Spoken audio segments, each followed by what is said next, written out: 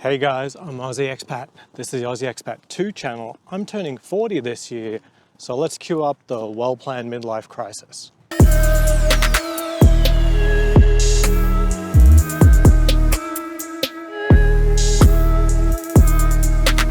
Okay, hitting the big 4-0. Got 2 kids now, 10 years with a lovely wife, stable job, peak of my career, so on and so forth, yada yada yada.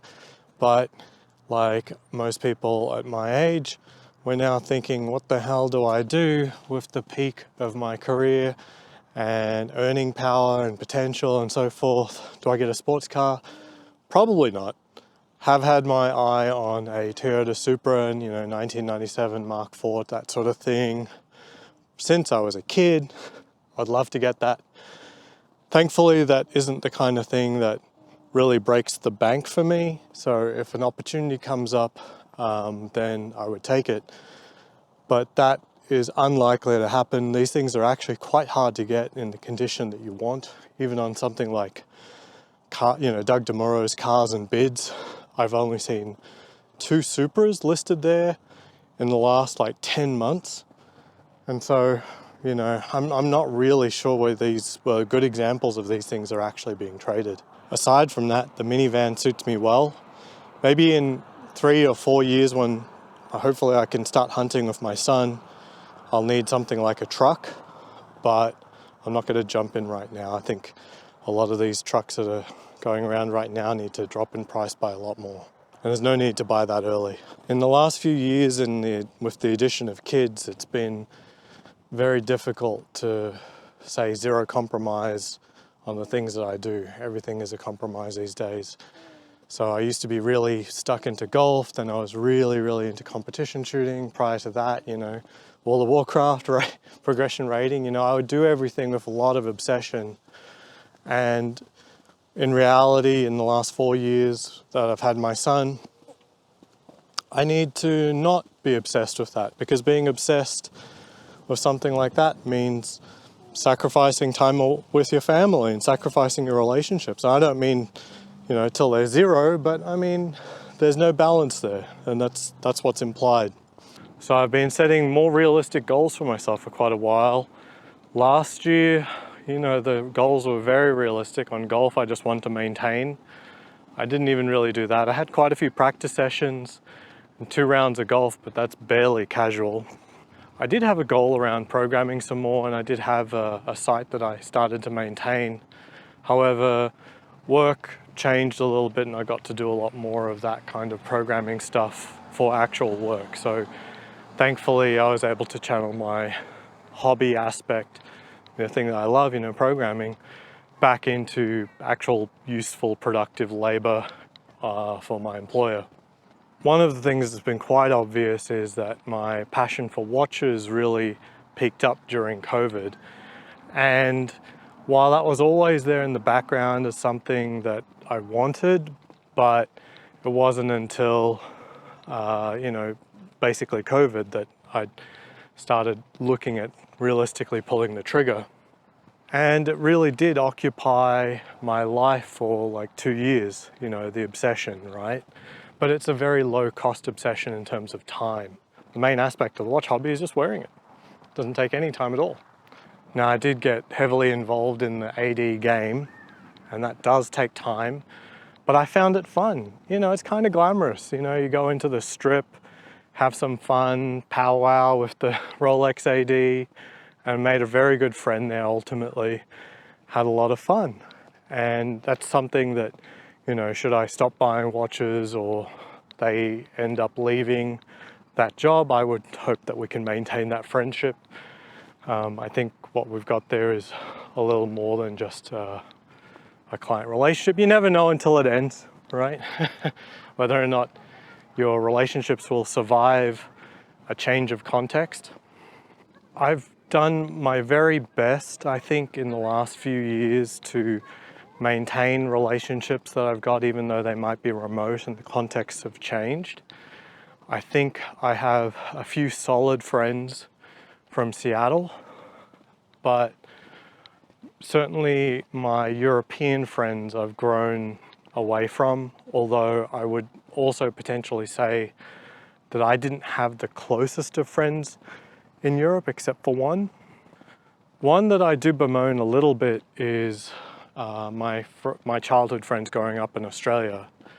I have effectively no relationship left. And there was even a point last year where I sort of just gave up completely, because the context in which they would only allow themselves to be contacted was Discord, and it was a gaming Discord, you know, like what it's intended to be. But they were always only playing video games, and so any communication I would try to have on a human level was sort of unwelcome, quite frankly. So anything I could share with them were really heavy bombs, because we couldn't talk casually under normal circumstances. So I realized about a year ago that maybe the current context is not sustainable, because I found myself trying to fit in when I could tell them that I'm expecting to have a daughter soon, in the middle of them like trying to figure out what the connection settings are for the latest Pokemon game or something like that. And you know, I just felt very uncomfortable sharing my life with them, even though I would share my life with you guys over there on YouTube, the comment section. And that was really sad. And more recently, I don't even see them on Discord anymore. And I don't know what's happened. It just, maybe they're moving on with their life, but I can't even contact them on Signal or whatever. So I do thoroughly dislike that my connection to them has dwindled. I'd like to maintain these relationships, honestly. But quickly back to the watches. My collection is complete. That Explorer 2 that I got really completed the collection. We've finally come full circle with the Batgirl. Got that swapped from my wife. I got her the gold Daytona. She gave me her Batgirl, and now my collection is complete. Right, there's nothing that I actually want or desire in terms of watches. I do feel a little bit of urge that I should have a 40th watch. For me, I've made the rule, I'm not going to worry about sort of side grades from here on end, because there's an infinite number of side grades but not many upgrades. So I thought, if I'm going to focus what little attention I have left, it's going to be on things that are bona fide upgrades for the family collection. So with a gold Daytona now in the collection, for Rolex there isn't much left apart from, say, heavy gem set pieces, which I wouldn't say no to, depending which one. I mean, most of them are gaudy as hell, but you know, there's some pieces that are quite nice. For example, the platinum baguette dial Daytona, although that's not fully gem set, just a gem set dial. But you know, like even the Skittles Yachtmaster, that's kind of fun. And then Meteorite Daytona. So in Rolex lineup, those are the ones that could pique my interest, be worth pulling the trigger on, be worth putting the effort into to see how to get. On the other hand, there's Audemars Piguet, a Royal Oak. I'm not fully there yet in terms of, I know I want that, but I think it's the right move if I could get one. It would be a lot of effort, and I'm just not sure that's really going to happen over the next 6 months. We'll see, but I don't know if that's going to happen. Last year, I had set a goal to read more books.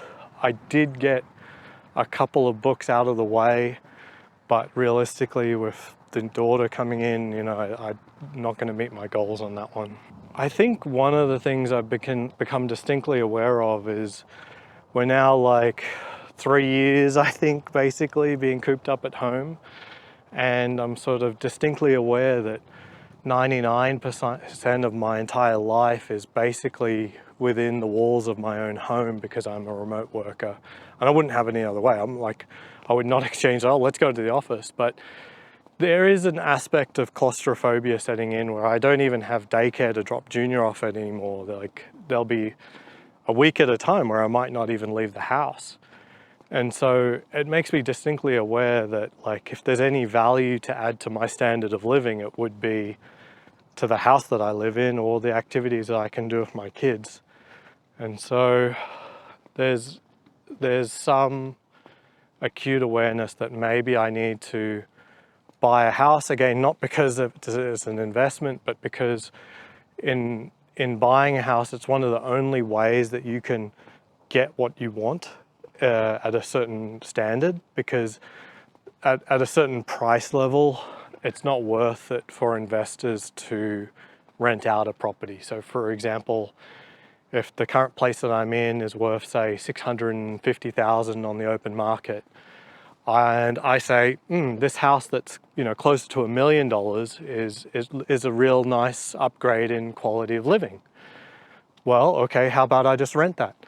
What I find is I just can't find those up for rent. And you could understand why, because the median price here in Las Vegas is something like $420,000. Why would an investor buy a $1.1 or $1.1 million home and then rent it out for a certain amount of rent, when they could buy two normal, just average, not below average, but just average priced homes and rent two of them out, you know, and then have money left over on the side? I mean, you're halving your risk in terms of, well, it's not strictly half. I mean, you got to do the probabilities and stuff, but you're rolling the dice less times with more tenants. In that case, you're running two tenants to get the same level of income, but you're not as burned when there's some sort of gap or an issue with one tenant. And just overall, there's less at risk. So that's why you find that you're just not seeing the rentals on the market for higher quality homes. Even more acutely aware is that even if I did commit to buy, there aren't many places in Las Vegas, like house layouts, that I genuinely like. I want a big ass home theater, not just like a tiny media room. I want like really, really big home theater and a nice kitchen, less bedrooms. And that's just not really done here, you know what I mean? No one does that. So it would have to be custom, that kind of customization. Las Vegas is not really a place for that. Las Vegas is the place for cookie cutter builds, basically. And I'm just, I don't know. So do we move state? Like, I see Florida and Texas are really good places for doing that kind of custom build. But right now, I just don't see that happening in terms of time zone and preference. I think both would represent an increase in cost of living. And then time zone wise, my work is very much West Coast based. It would be kind of a hell to change time zone outside of anywhere in the West Coast. This being said, work's not going to last forever. You know, a lot of the tech jobs there's been layoffs. And while I think I'm okay, there are still things you need to think about as someone who's quote unquote left behind. There aren't going to be as many resources to engage in the projects that would really push me to the next level. And there's going to be more of the keeping the lights on work to go around and address. So in reality, I could be asked to perform less than my very best when I don't have that much time left, you know, in my career. I've already passed the point where the money matters that much. You know, I could retire on the same level of quality of living already. So my work and time away from my family has to be worth more than just the cash. And treading water is certainly not what I want to do. I want these years to be meaningful. It's sort of come to a head recently because the watch community within my company have collaborated with a brand to create a piece that has the company's mascot on it. And while I think this is a real slam dunk, they've got a killer watch and design on their hands. The cutoff is by this Friday to commit to buy, and I've pulled my name out, quite frankly. I've grown relatively disillusioned with the current upper management of my company, and I just feel quite bad about the layoffs, quite frankly. We hired people to do projects that were really not the kinds of things that we're very strong at. It was very speculative, and the writing was already on the wall mid last year, quite frankly. And we were hiring like there was no tomorrow. So a lot of people, like I look at the org, like a third of the entire organization was hired in the last 6 months. It's absurd. It's truly absurd. And I feel really, really bad about it, quite frankly. It's not something the company should be proud of, obviously, and it's not a high point, you know what I mean? And I don't feel like spending, X thousands of dollars to commemorate my time right now. My time's not over, and it just doesn't feel right. I think a bigger issue is I don't think I'll regret it, quite frankly. I've spent a lot of my time at this company, but I don't think I'll actually regret not commemorating it. My pride in the company has sort of pulled back more specifically to just the pride in my own work and not so much of the company. So looking at whether or not I'd pull the trigger on that watch has really made me think about whether or not I pull the trigger on spending more of my life with this company. The current work that I've got is very good, the project that I've got. What it really comes down to is whether or not I'll get the resources to execute it. And everything I've talked to you right now is very speculative, except for one thing. None of this is good without my health, and I've taken my health for granted, quite frankly. I do almost no exercise now that I don't have a sport to keep me active. So I really need to get that back on track. And I think that should be the only actual goal that I set for this year, and that is to actually have an exercise routine and actual fitness goals. All right, until next time, see you around.